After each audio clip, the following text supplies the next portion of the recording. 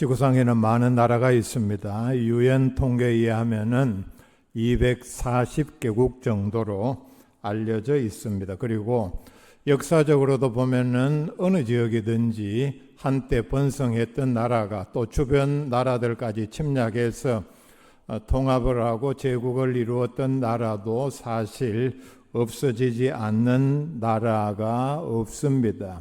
한때 일어났다가 흥하고 그리고 주변을 지배하고 했지만은 결국은 어떤 이유로든지 외세의 침략을 받든지 아니면 스스로 무너져서 다 망하고 말았습니다. 그래서 지금도 그렇죠. 각 나라마다 나라를 사랑하는 사람들은 자기 나라가 망하지 아니하고 영원했으면 좋겠다.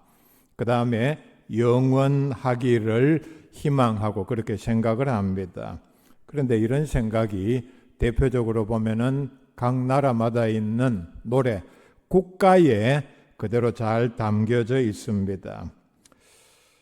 우리나라 애국가, 국가는 아니죠. 애국가에 보면은 1절 짧은 한 절에 여러분 가사 다 알죠? 제가 말씀을 드립니다.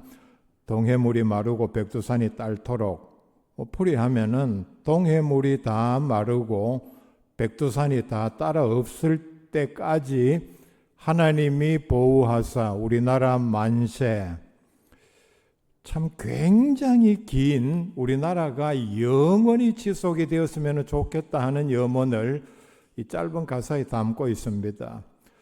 동해물이 마르는데 시간이 얼마나 걸리겠습니까?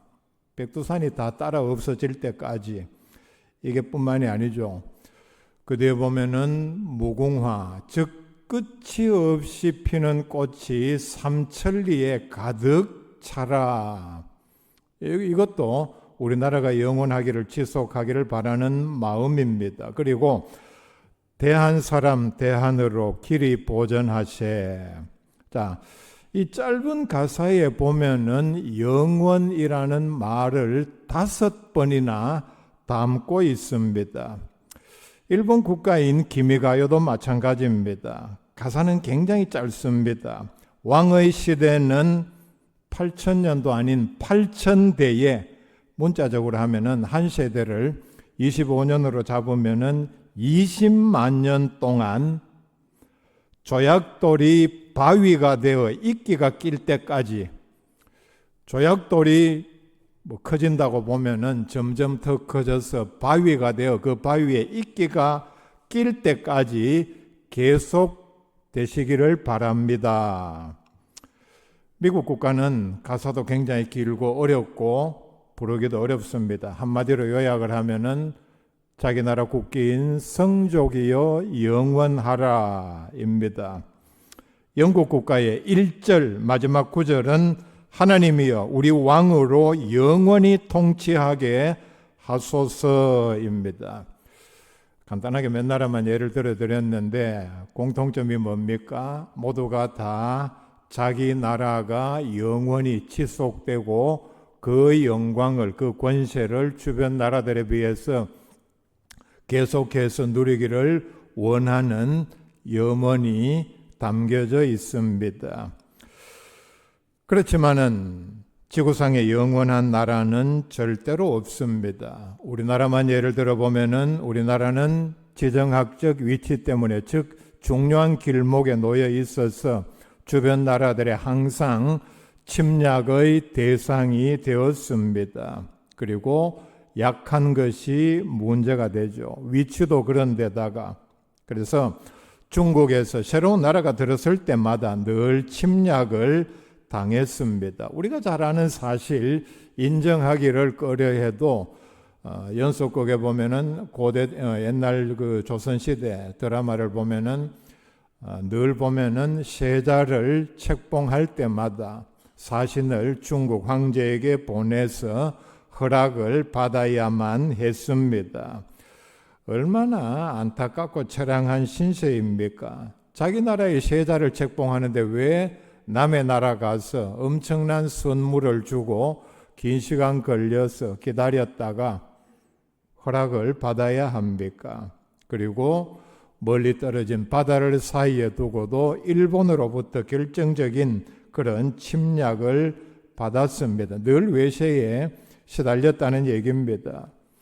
망하기 직전에 즉 풍전등화와 같은 위기를 만난 게 얼마나 많았습니까? 아마 우리 이 애국가 가사를 쓴 분도 우리 역사를 이렇게 알기 때문에 나라가 영원히 지속되기를 바라는 마음으로 이런 가사를 붙인 것처럼 보입니다.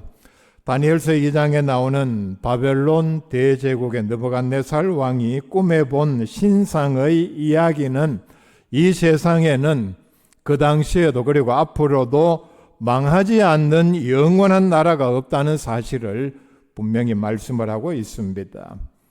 실제로 바벨론이 그랬습니다. 바벨론은 대제국이었습니다.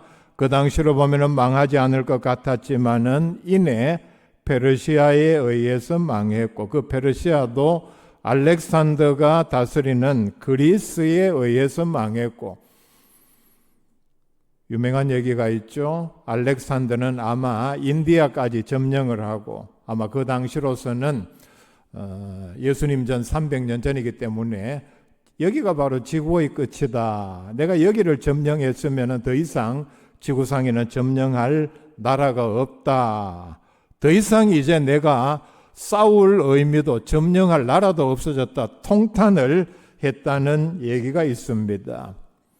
그런 그리스 제국도 로마에 의하여 멸망을 당했고 로마도 참 그 치세는 영원할 것 같았지만은 역시 망하고 말았습니다.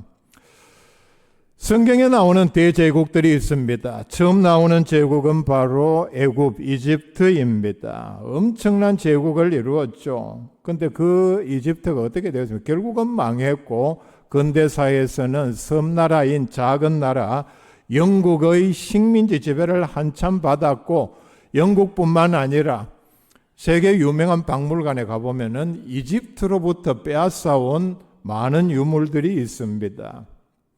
그걸 보면은 한때의 그 치세, 그 다음에 엄청난 어떤 국가의 힘은 순간에 불과하고 영원히 지속되는 나라는 없다는 사실을 잘 알 수 있습니다.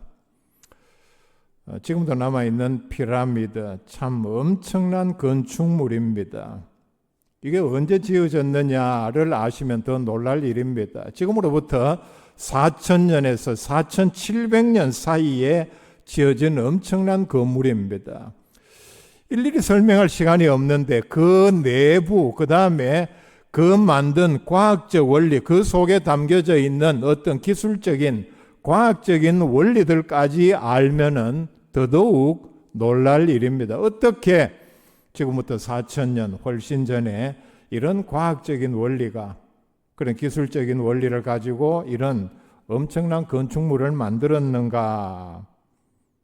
그렇지만은 그 이집트도 망하고 말았다는 사실입니다. 이집트 지금 어떻습니까? 참 못 사는 나라 가운데 하나죠. 앙코르와트 여러분 가보신 분들이 많을 것입니다. 이게 언제 건설이 되었는가 하면은 1150년에 완공이 되었다고 합니다. 크메르 제국이 건설을 했는데 지금도 가보면은 참 그 건축물이 잘 지어지고 정교하게 지어졌는데 그 크메르 제국도 결국은 망했고 페루에 있는 잉카 제국이 건설한 마추 피추도 마찬가지입니다. 결국은 이 모두에는 엄청난 과학적인 사실까지 담겨져 있습니다. 지금 생각해 보면은 그때 어떻게 사람들이 이런 과학적인 원리를 여기에 알고 담았느냐. 놀라운 건축물인데 결국은 그 건축물 엄청난 인류의 과학기술 문화유산을 남긴 나라도 결국은 이내 다 망하고 말았다는 사실입니다. 자, 현재 우리 시점에서 보면은 미국, 중국, 러시아는 강대국입니다. 엄청난 영향력을 가지고 있고 적어도 주변에는 자기 마음대로 권력을 행사하고 그 다음에 영향력을 끼치는 것으로 보입니다. 어떻습니까? 이런 나라들도 결국은 망하고 만다는 사실입니다. 많은 사람들이 얘기를 하죠.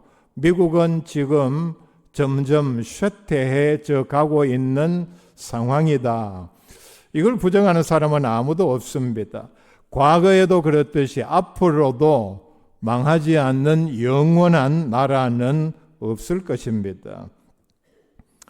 왜 이런 나라들이 결국은 망하고 마느냐? 26절 말씀에 보면은 하나님의 심판으로 이렇게 말씀을 하죠. 하나님께서는 장차 이 땅을 심판하실 때에 땅만 아니라 하늘도 흔들어 버리신다 말씀을 하고 있습니다.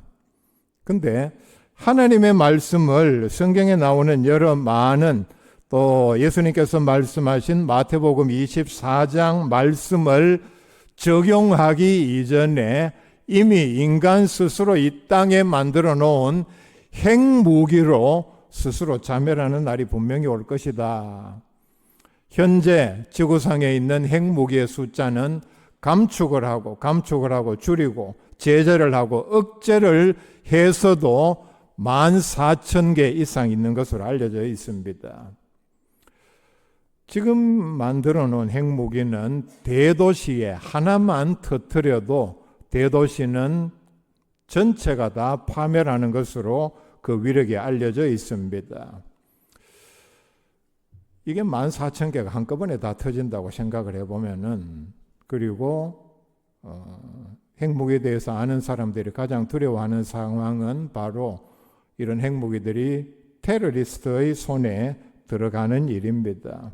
우리가 이 사실을 알면은 나라가 망하고 인류 전체가 망한다는 사실은 인간 스스로도 얼마든지 일으킬 수 있고 예측할 수 있는 일입니다. 자, 그런데 오늘 읽은 말씀 가운데 보면은 첫째는 흔들리지 않는 나라가 있다. 흔들리지 않는 나라니까 결국은 영원히 지속되는 나라라는 뜻입니다. 흔들리지 않는 나라라는 말은 어떤 경우에도 망하지도 아니하고 없어지지도 않고 쇠하지도 않는 나라라는 얘기입니다.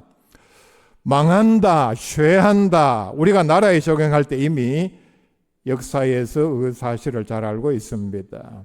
한때는 강대국이었지만은 예를 들면 유럽의 그리스라든지 이런 나라들, 또 이탈리아 굉장히 강대국이었고 제국을 이루었지만은 참 빈국이 되어서 IMF 같은 어떤 구제 금융이 없으면은 몇 년 전에 그랬죠. 나라 자체가 존재할 수 없는 그런 나라들도 계속해서 일어나고 최근에 프랑스도 그런 위기를 겪는 것으로 알려져 있습니다. 하나님께서 우리에게 주시는 이 흔들리지 않는 나라는 이런 염려, 가능성이 전혀 없는, 조금도 쇠하지 아니하고 흔들리지도 않는 영원한 나라라는 뜻입니다.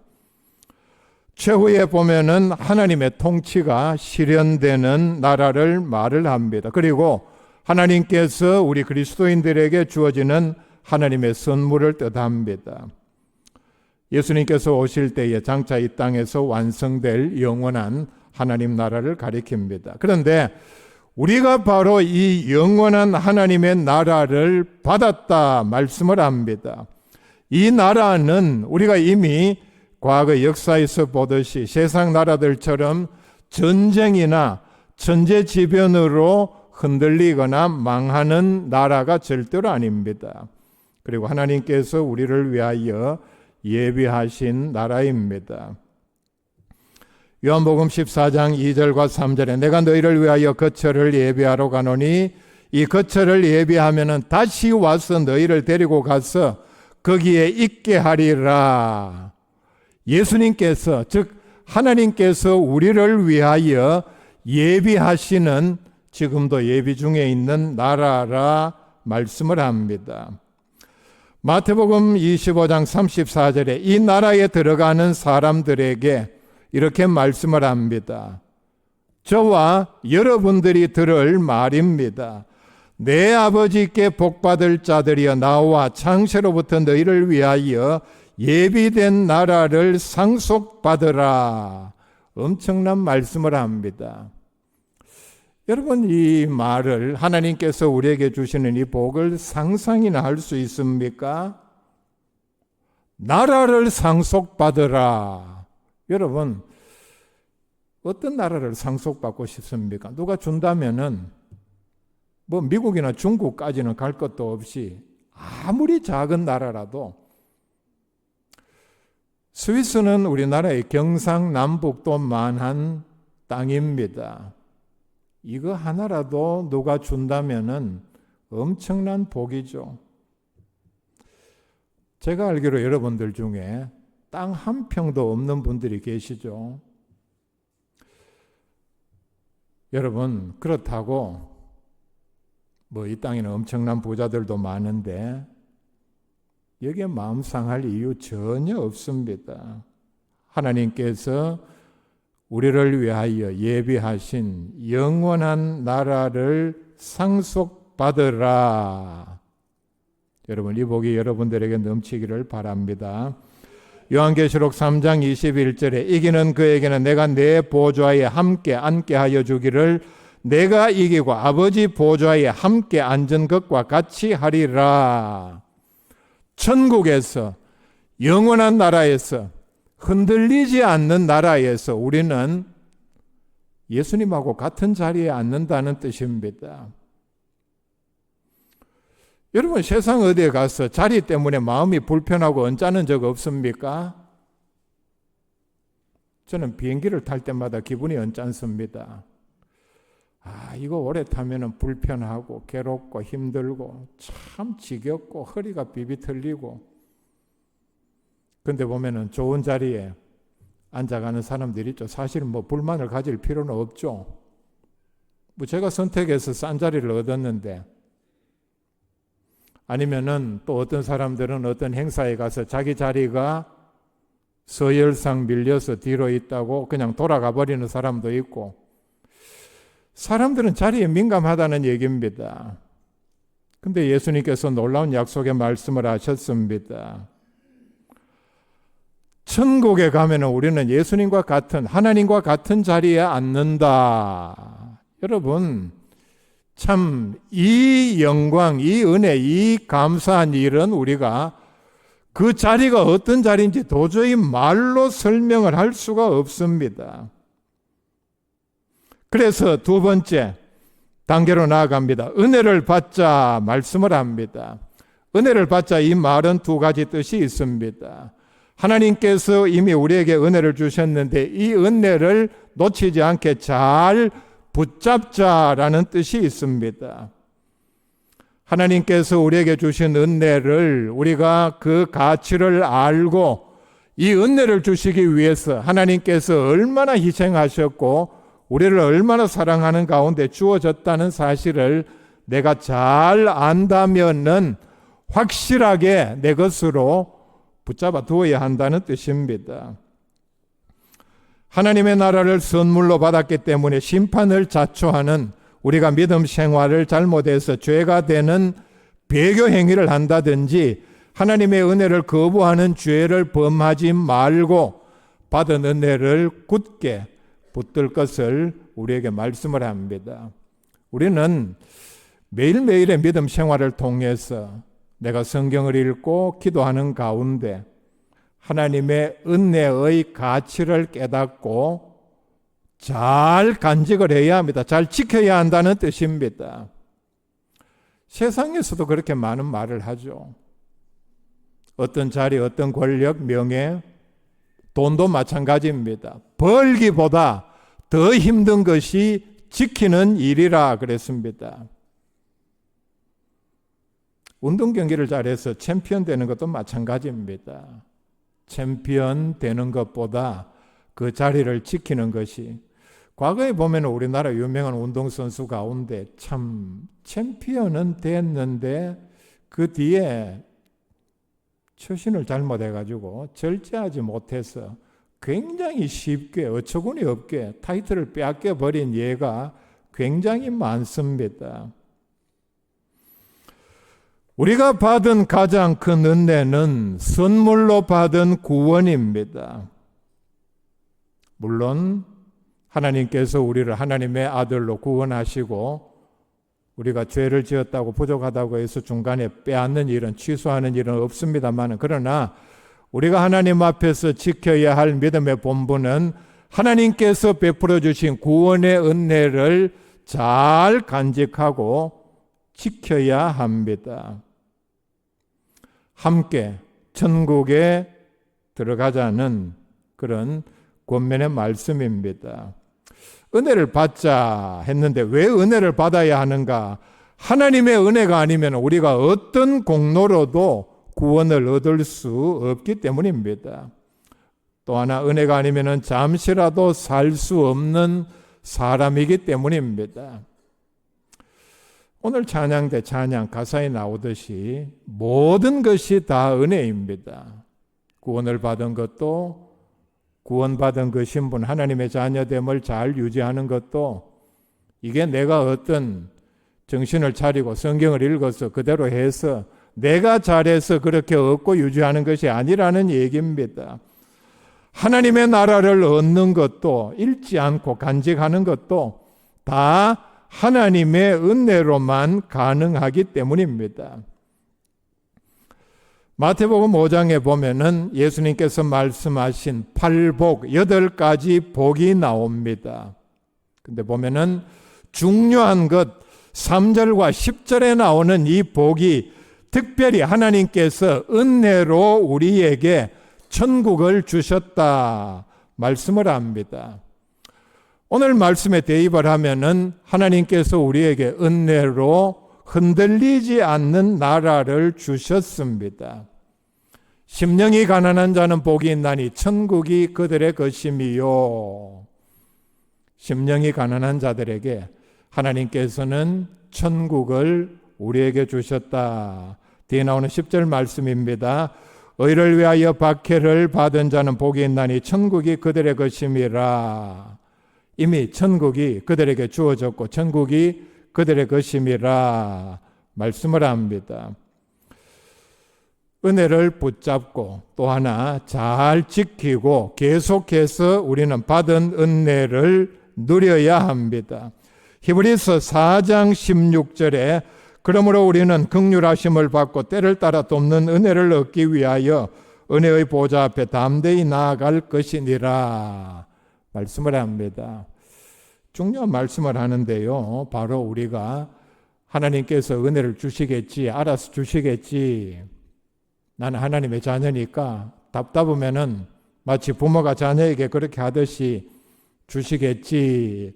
자, 그것도 좋습니다. 그러나 우리가 행해야 할 본분은 은혜를 얻기 위하여 은혜의 보좌 앞에 담대히 나아갈 것이니라.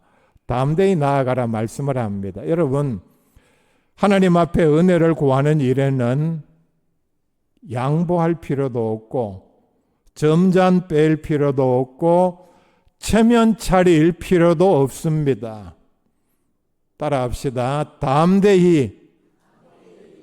제가 더 쉽게 말씀드립니다. 하나님 앞에 은혜를 달라고 조르는 일에는 얼굴에 철판 깔고 덤벼들라는 얘기입니다. 여러분 절대로 그렇게 생각하지 마세요. 내가 그래도 이 정도 믿음 생활했고 내가 목사고 장로인데, 여러분 하나님 앞에 은혜를 구하는 일에는 어거지도 쓰고 깽판도 부리고 철판 깔고 달려들라는 얘기입니다. 이걸 성경이니까 점잖게 담대히라고 표현을 했습니다. 자, 왜 이 말씀을 하는가? 우리가 흔들리지 않는 나라를 이미 받았기 때문에 천국 시민답게 삶으로 계속해서 하나님의 은혜 가운데 거하기 위해서는 강요를 해서라도 하나님 앞에, 마치 하나님 주머니에 은혜가 들어있으면은 가가지고 주머니 뒤져서라도 빼앗아 내라는 뜻입니다. 은혜를 받자 또 하나의 뜻은 제가 가진 성경에도 보면 밑에 설명을 이렇게 했습니다. 또 하나의 뜻이 있는데 감사를 드리자. 그렇게 번역을 할 수도 있는 표현입니다. 흔들리지 않는 영원한 나라를 받았기 때문에 마땅히 우리는 하나님 앞에 감사를 드려야 한다는 뜻입니다. 뭘 받았다고 그랬습니까? 가끔 보면은 어떤 성공한 사람이 돈이 많아서 과거를 돌아보면서 자기에게 큰 은혜를 베풀어 준 사람에게 집을 하나 선물하는 경우가 있습니다. 참 감격스러운 일이죠. 선물한 사람은 그만한 가치가 있기 때문에 보답하는 뜻으로 했겠죠. 아니면은 평생 모아서 좀 나이가 들어서 새집에 들어가는 그런 경우가 있습니다. 가끔 보면은 조금 우리 교인 중에도 나중에 제가 신방을 가고 이사 예배를 인도할 때 보면은 늦게 제대로 된 집에 들어가서 기뻐하고 감사하는 참 굉장히 행복해하는 그런 경우를 봅니다. 자, 여러분, 이 세상에서 잠시 살 집에 들어가면서도 자기 집이라고 아니면은 새 집이라고 해서 그렇게 기뻐하는데, 자, 여러분, 이것도 따지고 보면은 사실 나이가 들어가서 제대로 된 자기 집, 새 집에 몇 년 살겠습니까? 제가 보기에는 참 아쉽다. 이 집에서 이 사람이 20년 더 살겠나.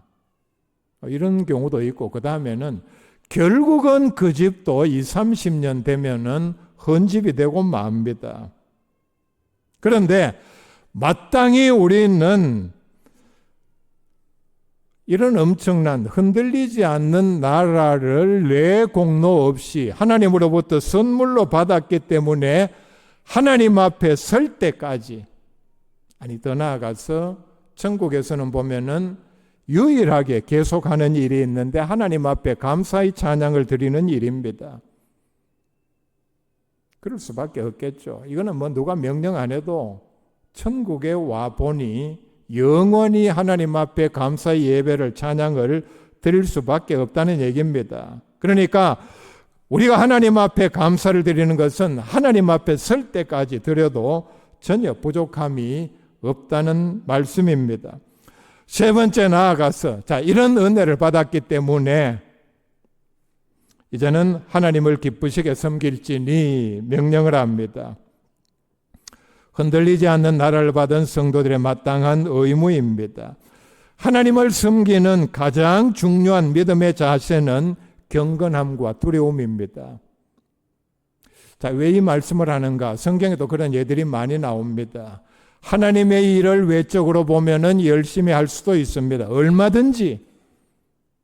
그런데 그 하나님의 일을 하는 기본 마음의 자세가 경건함이 없이 하나님을 두려워하는 마음 없이 얼마든지 할 수도 있다는 얘기입니다. 근데 이게 얼마나 위험한 일이겠습니까? 하나님께서 보시기에 경건함과 두려움은 하나님의 일을 하는 사람의 가장 기본적인 마음가짐입니다. 하나님의 일은 우리가 교회 안에서 작게 청소하는 일에서부터 모든 일 다 포함을 합니다. 기본적인 마음의 동기가 뭡니까? 자기 우월감, 자기 과시, 나 아니면 우리 교회에서 이런 일 할 사람 없다. 저는 이 얘기 많이 들었습니다. 어떻게 그런 얘기를 입 밖에 내는지 지금도 그 말한 사람 다 제가 기억하고 있습니다. 안심하십시오. 여러분 중에는 제가 아직 들은 사람 한 사람도 없습니다. 어떻게 목사님 이 일은 우리 교회에 저 말고는 할 사람 없습니다. 그 마음의 기본 동기가 뭡니까? 경건함입니까? 하나님을 두려워하는 마음입니까? 조금도 없습니다. 제가 보기에는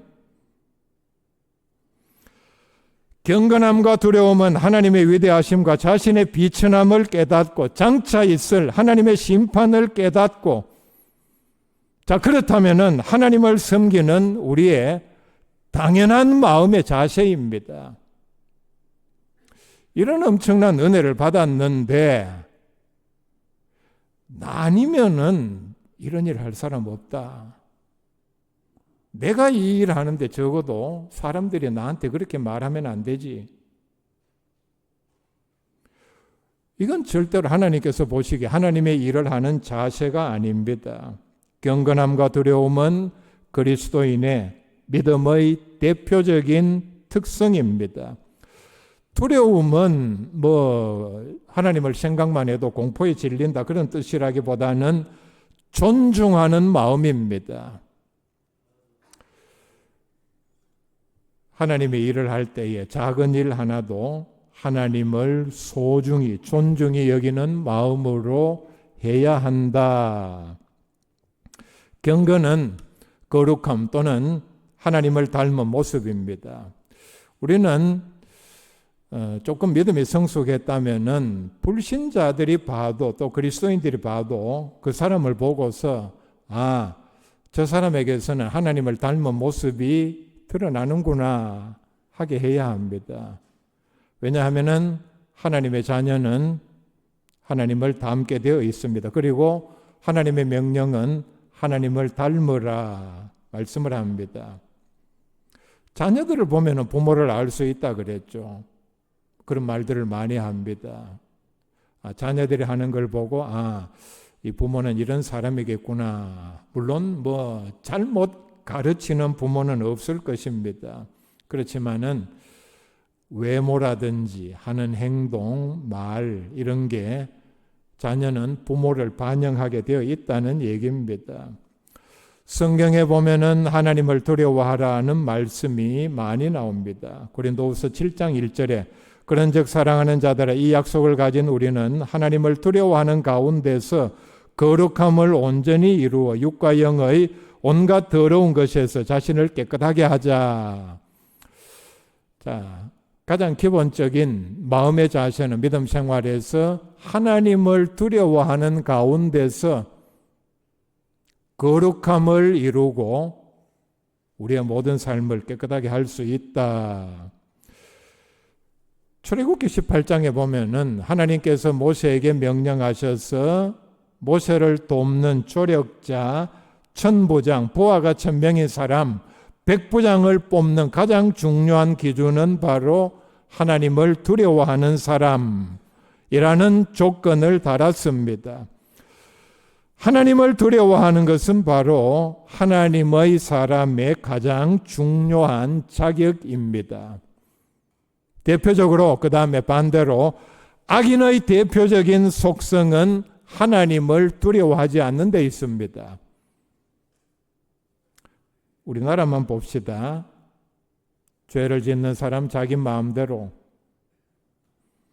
가장 두드러진 특징은 하나님을 두려워하지 않는 데 있습니다. 자, 그런 사람들 여러분 한번 보세요. 텔레비전에서 말하고 행동하는 것. 하나님을 두려워하는 마음이 조금이라도 어디 묻어납니까?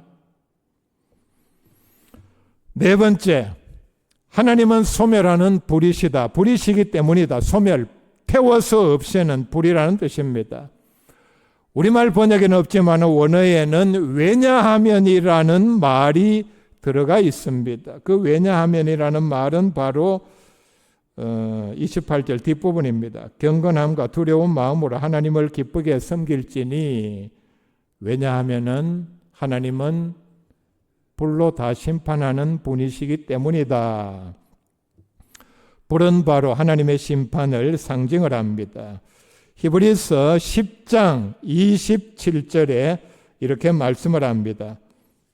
오직 무서운 마음으로 심판을 기다리는 것과 대적하는 자를 태울 맹렬한 불만 있으리라. 하나님의 심판이 마지막으로 이렇게 태우는 맹렬한 불로 작용을 한다. 자, 히브리서 6장 8절 말씀 한번 찾아보세요. 만일 가시와 엉겅기를 내면 땅입니다. 버림을 당하고 저주함에 가까워 그 마지막은 불사름이 되리라. 다 태워버린다 뜻입니다. 심판의 불에 다 탈 것들은 바로 내가 이 세상에다가 다 쌓아놓은 것들입니다. 돈, 권력, 명예, 세속적인 업적, 하나님께서 땅만 아니라 하늘까지 다 흔들어 버린다고 했습니다. 그리고 마지막에 불로 태웁니다. 이런 것들은 결국은 다 타서 없어질 것들입니다. 타지 않을 것들은 경건함과 두려움으로 하나님을 기쁘시게 섬긴 것들입니다. 이 세상에 있는 것이고 흔들리지 않는 것은 하나도 없습니다. 어떤 권력, 어떤 강한 나라, 제국, 돈, 명예. 자, 우리가 이런 흔들릴 것들 위에다가 우리의 소망을 두어서는 되지를 않습니다. 여러분, 결국은 흔들리고 말 것에, 흔들리면 다 무너질 것에, 그리고 불에 다 탈 것에 내 모든 것을 거기에 걸어두고 있지는 않습니까? 하나님 나라만이 흔들리지 아니하고 영원히 서 있을 것입니다. 놀라운 사실은 우리는 이 흔들리지 않는 영원한 나라를 하나님으로부터 받았습니다.